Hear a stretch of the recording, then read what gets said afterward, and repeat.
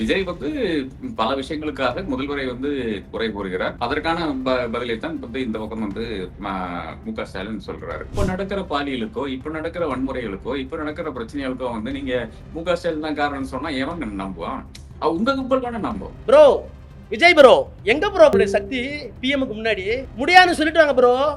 ஏன் bro honourable chief minister bro why bro ஏன் பேசாம வந்தீங்க?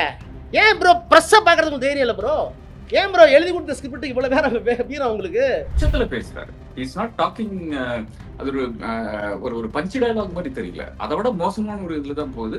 இப்ப இது ஏதோ எலெக்ஷனுக்கு எழுதி கொடுத்த பேச்சு வந்து நடுவில் சில பக்கத்துல காரணம் சொல்ற மாதிரி அது இப்ப எடுத்து பேசிட்டாங்க போல தெரியுது. அதாவது டேட் மாதிரி போட்டாங்க போல தெரியுது. வருகிற குழந்தைகளுக்கு எல்லாம் என்னது தங்கம் கொடுக்குறேன்னு சொல்லியிருக்கீங்களே, கோல்டு காயின் கொடுக்குறேன்னு சொல்லியிருக்கீங்களா? எத்தனை குழந்தைங்க கொடுத்தீங்க? ஏன் இந்த ஸ்கீம் இன்னும் ஆரம்பிக்கலன்னு கேட்கிறேன். அதுக்காக உங்களால் முடியுமா?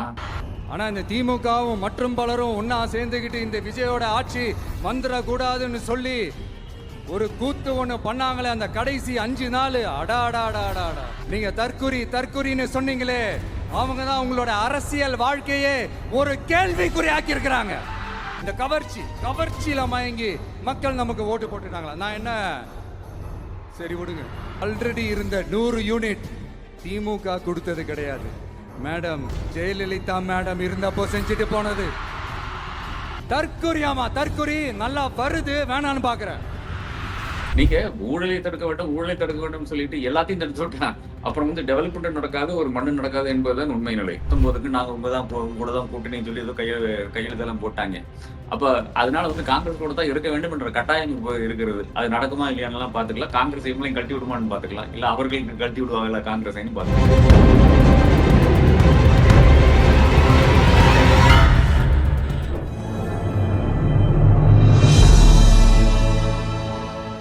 தமிழ் நியூஸ் நேரலுக்கான வணக்கம். இன்றைய சிறப்பு நேர்காணலில் நம்மோடு இருந்திருப்பவர் மூத்த பத்திரிகையாளர், அரசியல் திறனாய்வாளர், மரியாதைக்குரிய திரு ஆர்.கே. ராதாகிருஷ்ணன் சார்.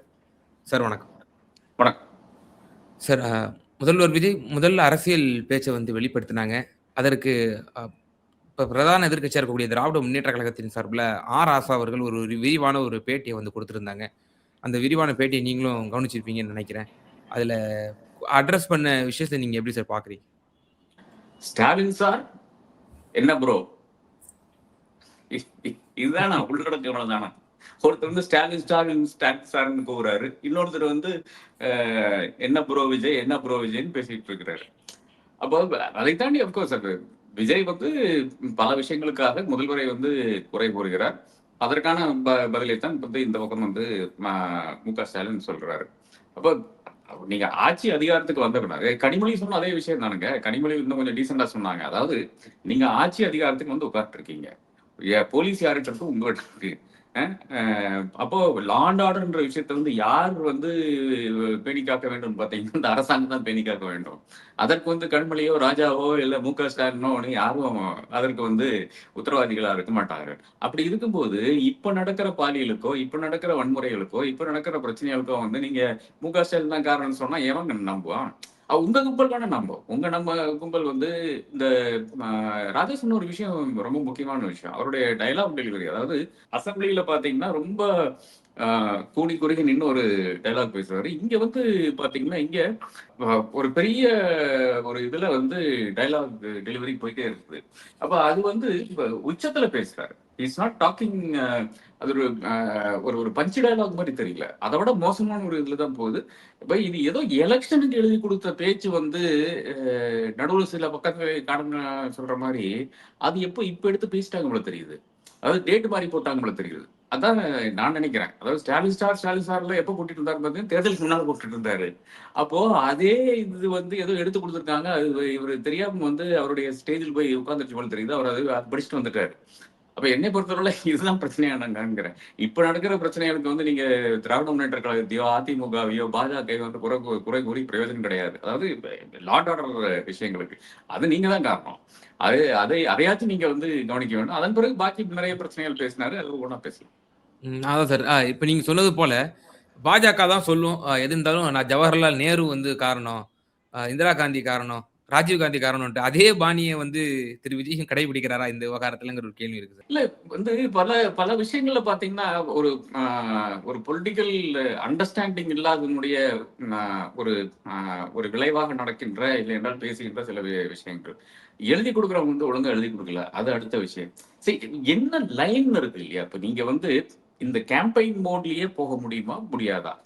அது மோடி நம்மளுக்கு உணர்த்தி இருக்காரு, தாராளமாக போகலாம், எத்தனை காலம் ஆனாலும் இந்த கேம்பெயின் மோட்ல போகலாம். ஆனா அது வந்து ஒரு பாமர மக்களுக்கு தான் அது வந்து சரியா இருக்கும். ஹிந்தி ஸ்பீக்கிங் ஆடியன்ஸ் இன்னைக்கும் வந்து ஹிந்தி பெல்ட்ல வந்து அதிக சீட்டுகளை கொண்டு வரணும் என்று நினைக்க வேண்டிய காரணம் என்ன? அவர்கள் டீலிமிட்டேஷன் மூலியமாக. ஏனென்றால் அந்த மக்கள் வந்து நம்ம இப்படியே வந்து ஹிந்து கத்திரை மேக சொல்லிட்டு ஹிந்து டேஞ்சர்ல இருக்கான்னு சொல்லிட்டு அவங்களை எல்லாம் கையெழுத்திடலாம். அந்த ஒரே ஒரு காரணத்துக்காகத்தான் அவர்கள் அங்க வந்து சீட்டு அதிகரிக்கிறாங்க. அப்ப அந்த மக்களை வந்து கையில் எடுத்துடலாம். ஆனா இங்க அது கொஞ்சம் கஷ்டம். இங்க வந்து நீங்க டெலிவரி இருக்க வேணும். உங்க அரசாங்கம் வந்து டெலிவரி செய்யவில்லை என்றால், நீங்க பல விஷயங்களை வந்து சொல்லியிருக்கீங்க, அதை நீங்க வந்து பூர்த்தீகரிக்கவில்லை என்றால் நிச்சயமாக உங்க மேல வந்து கேள்விகள் வரும். அந்த கேள்விகள் யார் வைப்பாங்கன்னு பாத்தீங்கன்னா நிச்சயமாக எதிர்கட்சிகள் வைப்பார்கள். அதெல்லாம் நமக்கு தெரிஞ்ச விஷயமா இருக்கு. ஆனா மக்கள் வைப்பாங்க. சொல்லியிருக்கீங்க இல்லையா? இப்ப வந்து இப்ப பிறகுற குழந்தைகளுக்கு எல்லாம் என்னது தங்கம் கொடுக்குறேன்னு சொல்லியிருக்கீங்க இல்லையா? கோல்டு காயின் கொடுக்குறேன்னு சொல்லியிருக்கீங்களா? எத்தனை குழந்தைங்க கொடுத்தீங்க? ஏன் இந்த ஸ்கீம் இன்னும் ஆரம்பிக்கலன்னு கேட்கிறேன். அதுக்காக உங்களால் முடியுமா? பலரும் கூறுகிறார்கள் எக்கனாமிஸ்ட், நான் எக்கானமிஸ்ட் கிடையாது. பல எக்கானமிஸ்ட் என்ன கூறுறாங்கன்னு பாத்தீங்கன்னா 1,00,000 கோடி தேவைப்படும் ஒரு வருஷத்துக்கு. இவர் சொன்ன விஷயங்கள் எல்லாம் செய்ய வேண்டும் என்றால் 1,00,000 கோடி தேவைப்படும். அப்ப அதுதான் ஒரு பேசிஸா இருக்கும். உங்களை வந்து எடை பேசிஸ் வந்து அது நிச்சயமாக ஜவஹர்லால் நேருவோ, இந்திரா காந்தியோ, ராஜீவ் காந்தியோ கிடையாது. அதில் நீங்க என்ன பேசுறீங்கன்னு கிடையாது.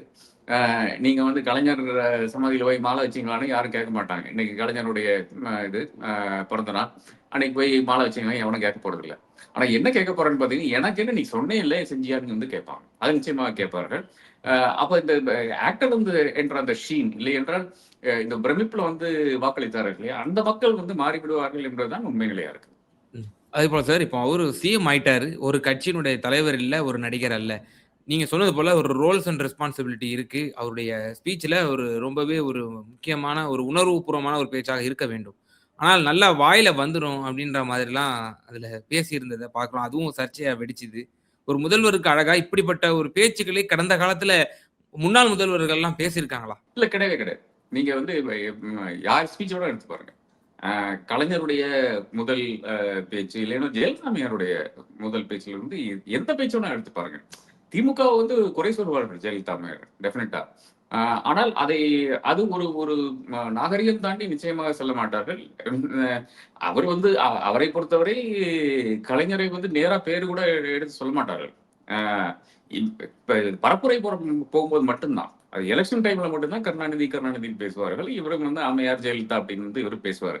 ஆனால் அது தேர்தல் முடிந்த உடனே வந்து அவர்கள் வந்து இந்த நபர்கள் எல்லாம் ஒரு பொருட்டே கிடையாது என்ற அளவுக்கு தான் நான், என்னுடைய ஆட்சி, என்னுடைய மக்கள் என்ற அந்த ஒரு லைன்ல தான் போயிடுவாங்க.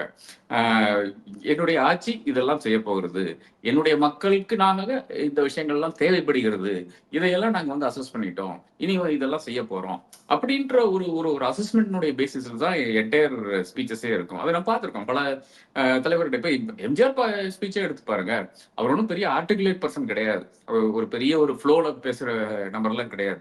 அப்படி இருந்தால் கூட அவருடைய பேச்சுகள் எல்லாம் நிச்சயமாக கண்ணியமா இருக்கும். நிச்சயமாக வந்து எதிர்கட்சிகளை வந்து கொச்சையா பேச மாட்டார்கள். அண்ணாவுடைய பேச்சுக்கள் எடுத்து பாருங்க. அப்ப ராஜாஜியிலிருந்து ஆரம்பிச்சு அனைத்து பேச்சுக்களும் வந்து பாத்தீங்கன்னா, குறிப்பாக தேர்தலுக்கு பிறகு இருக்கின்ற பேச்சுக்கள் பாத்தீங்கன்னா, ஒரு ஒரு வே ஃபார்வர்ட்னு கூட இல்லைன்னா கூட நாங்க என்ன செய்ய போறோம், நாங்க என்ன செஞ்சோம்.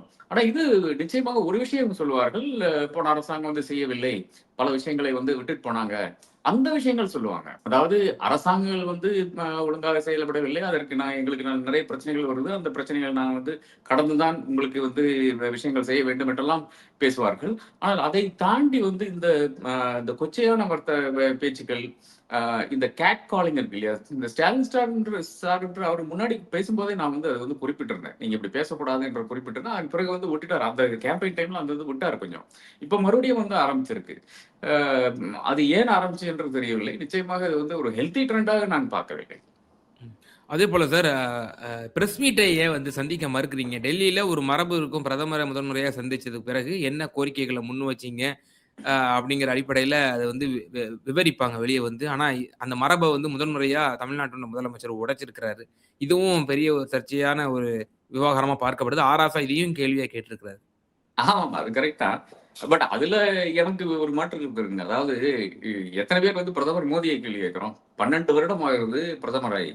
இதுவரை ஒரு பிரஸ் மீட் கொடுக்கவில்லை.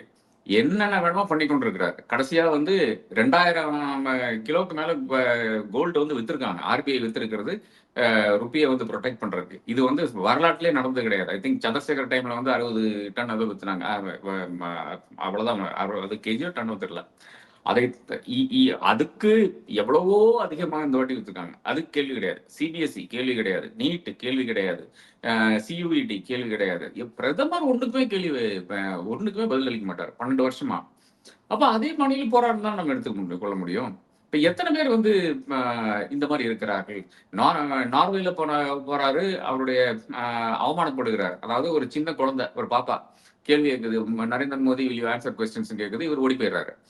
அப்போ அந்த அளவுக்கு இன்னமும் வந்து விஜய் இறங்கவில்லை. ஒரு 20 நாள் தான் ஆகுது. ஒருவேளை அவர் வந்து கத்துக்கிட்டு வந்து பேசக்கூடிய அந்த வாய்ப்பு இருக்குதுன்னு நான் அறிகிறேன்.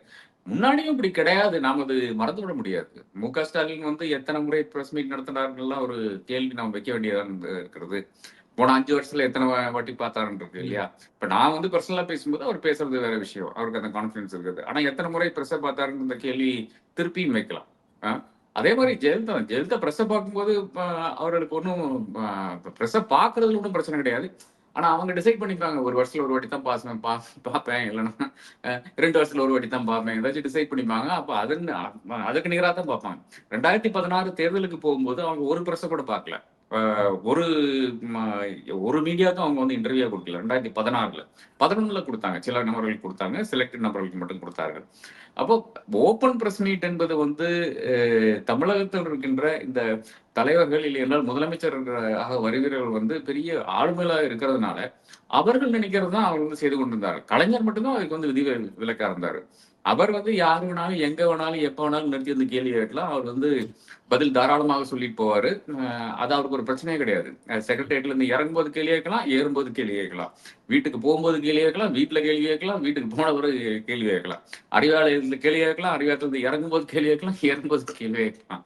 ஒரு கல்யாணத்துக்கு போனாலும் சரி, வேற எதுக்கு போனாலும் சரி, கலைஞர்கிட்ட கேள்வி கேட்கலாம். அதன் பிறகு அப்படி ஒரு நபர் இருந்ததே கிடையாது. அப்ப அதை ஒரு அளவுகோலாக நம்ம வைத்திருக்க முடியாது என்பதுதான் உண்மை நிலை. அதே போல பாலிசி விவகாரங்கள்ல உங்களுடைய நிலைப்பாடு இன்னும் தெளிவுபடுத்தாம இருக்கீங்க. பிஎம் ஸ்ரீ விவகாரத்திலையும் நீங்க வந்து இன்னும் தெளிவுபடுத்தல. அதே போல இந்த கவு ஸ்லாட்டர் விவகாரம் சம்பந்தமாகவும், அதே போல நம்ம உயர்கல்வித்துறை அமைச்சர் காங்கிரஸை சார்ந்த திரு விஸ்வநாதன் அவர்கள் அந்த வைஸ் சான்சலர் நியமனம் சம்பந்தமான ஒரு விவகாரத்துல அவர் ஒரு ஸ்டேட்மெண்ட்டை விடுறாரு. முந்தைய அரசுக்கு ஒரு எதிரான ஒரு ஸ்டேட்மெண்ட் அவர் விடுறாரு. அதுக்கு ஏபிவிபி அந்த அமைப்பு வந்து ஒரு வரவேற்பையும் தெரிவிக்குதுன்னு பார்க்கிறோம். அதே அமைப்பு பிஎம் ஸ்ரீ விவகாரத்துல முதல்வரையும் சந்திக்குது. முதல்வரும் அதுக்கு நான் பரிசீலிக்கிறேங்கிற ஒரு கருத்தையும் சொல்றாரு. இதெல்லாம் இப்ப எப்படி பார்க்க வேண்டியது இருக்கு சார்? இல்ல, இன்எக்ஸ்பீரியன்ஸ் தான் இதெல்லாம். வந்து இப்ப அரசுல வந்து அவர்கள் எல்லாம் இதுதான் முதல் முறையாக வருகிறார்கள். பலரும் வந்து இளைஞர்கள். யாரும் வந்து அந்த அளவுக்கு அரசு எப்படி செயல்படுது என்று கூர்ந்து கவனித்தது கிடையாது. யாரும் வந்து ஒரு சட்டசபையில வந்து எப்படி நடக்கும் அப்படின்னு வந்து யாரும் உட்கார்ந்து பார்த்தது கிடையாது. இல்ல லைவ்ல கூட பார்த்து கிடையாது. இப்ப என்னன்னா ஜிஇசி ஆடியன்ஸ் இருக்கு இல்லையா, ஜெனரல் என்டர்டைன்மெண்ட் சேனல் ஆடியன்ஸ் இருக்காங்க இல்லையா, அந்த ஆடியன்ஸ் இன்னைக்கு வந்து அமைச்சர்களாக உட்கார்ந்து இருக்கிறார்கள். அப்போ நம்மளை பார்க்கிற நபர்களுக்கு என்ன ஒரு பாசிட்டிவ்னு பாத்தீங்கன்னா வேற ஒன்றும் கிடையாது. அந்த ஜிஇசியில இருக்கின்ற ஆடியன்ஸ் இருக்காங்க இல்லையா, அதாவது அதை பார்த்து கொண்டு ரசித்து கொண்டிருக்கின்ற ஒரு ஆடியன்ஸ் இருக்கு. அந்த ஆடியன்ஸ் இங்க வந்துட்டாங்க. அப்ப நியூஸ் அடுத்த என்டர்டைன்மெண்ட் பாத்தீங்கன்னா நியூஸ் தான். அதுக்கு இப்ப நான் என்ன வந்து எந்திரிச்சு ஆடணுமா பாடணுமான்னு எனக்கு தெரியாது. ரெண்டுமே எனக்கு பெருசா வராது. சோ அப்ப இது பேஸே தானுங்க. அதாவது ஒரு தளத்திலையும் வந்து அதிகார வர்க்கம் என்றால் அவர்களுடைய ஸ்ட்ரக்சர் என்ன என்று படிக்காத ஒரு ஒரு குரூப் தான் இப்போ வந்து உட்கார்ந்துருக்கிறது. அவர்களுக்கு ட்ரைனிங்கும் கிடையாது. இப்போ முன்னால பாத்தீங்கன்னா எனக்கு தெரிஞ்சு ஜெயலலிதா காலத்திலையும் கலைஞர் காலத்திலையும் வந்து எம்எல்ஏ தேர்ந்தெடுத்த உடனே வந்து உங்களுக்கு வந்து ஒரு ட்ரைனிங் கொடுப்பாங்க. ஒரு 5 நாள் 4 நாள் வந்து அங்கேயே வந்து தலைமைச் செயலகத்திலே வந்து ஒரு எம்எல்ஏனா என்ன பணிகள், என்ன செய்ய முடியும், நீங்க என்ன செய்யக்கூடாது, இந்த விஷயங்கள் வந்து அதிகாரிகள் வந்து கிளாஸ் எடுப்பார்கள். அது வந்து முதல்வர்களுடைய டிஸ்கிரிப்ஷன்ல நடக்கின்ற விஷயம். அது இன்னும் நடந்தா எனக்கு தெரியல. அதாவது ஃபர்ஸ்ட் டைம் எம்எல்ஏஸ் எல்லாத்துக்குமே செய்கின்ற விஷயம் ஒண்ணு. அதை தாண்டி வந்து இந்த எம்பி மினிஸ்டர்ஸுக்கு வந்து டெஃபினட்டா வந்து ஒரு கிளாஸ் தேவைப்படுகிறது. அந்த கிளாஸ் வேணா எத்தனையோ நபர்கள் இருக்கிறார். இப்ப அண்ணா இன்ஸ்டியூட் ஆஃப் மேனேஜ்மெண்ட் இருக்கிறது, அது தாராளமாக நடத்தலாம். ஐஐடிஸ் இருக்கிறது, இல்லை என்றால் ஹையர் எஜுகேஷன் இன்ஸ்டியூட்ஸ் எவ்வளவோ இருக்குது, அரசியல் தெரிஞ்ச நபர்கள் இருக்கார்கள், பொலிட்டிக்கல் சயின்டிஸ்ட் இருக்கார்கள். இவர்களை வைத்து தாராளமாக கிளாஸ் எடுக்கலாம். நீங்க என்ன செய்ய இயலும், என்ன செய்யக்கூடாது என்பது வந்து இல்லை, உங்களுக்கு எங்களை யாரும் வேண்டாம்னு எடுத்துட்டீங்கன்னா ஒன்றும் பிரச்சனை கிடையாது. இங்க இருக்கின்ற ஃபாரின் கான்சுலேட்ஸ் இருக்காங்க, அசம்பிளிஸ் இருக்காங்க, ஐ மீன் எம்பசிஸ் இருக்காங்க, அவங்களே தாராளமாக நடத்தலாம். அதாவது அவங்க நாட்டுக்கு வந்து ஒரு 3 4 அமைச்சர்களை அனுப்பிச்சு, ஒரு 4 எம்எல்ஏஸ் அனுப்பிச்சு தாராளமாக இது என்ன ஒரு அரசாங்கம் என்பது எப்படி நடக்கும் என்பது தாராளமாக ஒரு கிளாஸ் எடுக்கலாம். அப்ப இவ்வளோ ஒரு இந்த அளவுக்கு வந்து ஒரு பாசிட்டிவிட்டியோட வந்த அரசாங்கம், அந்த அரசாங்கத்துல வந்து சொதப்பலாக நடந்து கொண்டிருக்கு. 20 நாள் சொதப்பல்ல வந்து இப்ப 30 நாள் ஆச்சா, நியர்லி இல்லையா, 20 நாள் தான் ஆகுது. அப்போ still not yet, just 20-21 days. they are still not anywhere close to doing anything significant பார்க்கும்போது அதுதான் வேதனையா இருக்கிறது. அப்போ எனக்கு தெரிஞ்ச வரையில வந்து இப்ப விஜய் வந்து ஒண்ணுமே ஒரு கவனிக்கக்கூடிய ஒரு இடத்துல இல்லைன்னு தான் நான் காண்றேன். அதாவது ஃபர்ஸ்ட் மார்னிங் வராரு, மார்னிங் வந்து அப்பாயின்மெண்ட்ஸ் நிறைய இருக்கு, அந்த அப்பாயின்மெண்ட்ஸ் எல்லாம் பாத்துறாரு. மதியம் மட்டும் அப்பாயின்மெண்ட்ஸ், அதுக்கப்புறம் சாப்பிட்டு அதன் பிறகு வந்து அரட்டை. இதுதான் எனக்கு தெரிஞ்சு நடந்து கொண்டிருக்கிறது செக்ரட்டேரியட்ல. அதன் பிறகு வந்து சாயங்காலம் வந்து கிளம்பி போயிடுறாங்க. அப்போ கட்சியினுடைய அரசினுடைய அலுவல் பார்க்கின்ற நபர்கள், இல்லை என்றால் அரசியல் டிசிஷன் எடுக்கின்ற நபர்கள் பாத்தீங்கன்னா, ஒண்ணு ஜான் ஆரோக்கியசாமி இருக்கிறாரு, நம்முடைய ரெட்டி காரு இருக்கிறாரு, விஷ்ணு ரெட்டி, அதுக்கப்புறம் வந்து ஆதவ் அர்ஜுன் இருக்காரு. இந்த 3 பேரை தாண்டி இல்ல சார், நான் வெளிப்படையா ஒரு கேள்வி கேட்கிறேன். அப்போ நீங்க பிஜேபி பாணியில, நம்ம முன்னாள் குடியரசு துணைத் தலைவர் பாணியில ஒரு கேள்வி கேட்கிறேன். அவர் தான் என்ன சொல்லுவாரு, சூப்பர் முதலமைச்சரா செயல்படுறீங்க, சூப்பர் பார்லிமெண்டா சுப்ரீம் கோர்ட்டை செயல்படுறீங்கன்னு சொல்லி தன்னுடைய கான்ஸ்டிடியூஷன் பவரை வச்சு அப்படி ஒரு ஸ்லாம் பண்ணுவாரு. அது போல ஒரு சூப்பர் முதலமைச்சரா இப்போ தாவேக்காவுடைய இந்த கவர்னன்ஸ்ல வேற யாரும் இருக்காங்களா? இந்த 3 பேர், ஜான் ஆரோக்கியசாமி, ஆதவ் அர்ஜுன், விஷ்ணு ரெட்டி, இந்த 3 பேர் தான் இருக்கிறதெல்லாம் நடத்தி கொண்டிருக்கிறார்கள். அது பவர் சென்டர்ஸாக தான் மாறும். அதாவது இப்ப எந்த விஷயம் நீங்க முதல்வர்கிட்ட எடுத்து சென்றாலும் நீங்க நேரா வந்து இந்த 3 பேர்கிட்ட போகும்னு சொல்லும்போது நிச்சயமாக அது பிரச்சனைக்கு தான் வழிவகுக்கும். அப்புறம் சீஃப் இவரு செக்ரட்டரி 1க்கு தான் டைரக்ட் ஆக்சஸ் இருக்குது முதல்வர்கிட்ட. ஆனா செக்ரட்டரி 1 என்பது ரொம்ப அபிஷியஸான ஒரு நபர்.